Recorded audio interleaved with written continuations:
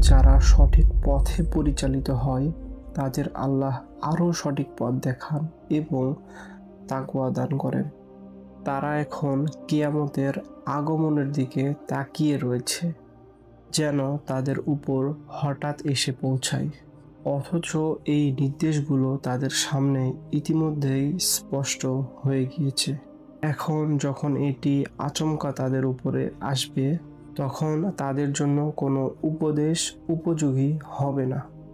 জেনে রাখো, আল্লাহ ছাড়া কোনো সত্যিকারের মাবুদ নেই এবং তোমরা তোমাদের গুনাহের জন্য মাপ চাও মুমিন পুরুষ ও মুমিন নারীদের জন্য। আল্লাহ তোমাদের চলাফেরা ও তোমাদের অবস্থান থেকে সম্পূর্ণ অবগত। সূরা মুহাম্মদ আয়াত 17 থেকে 19।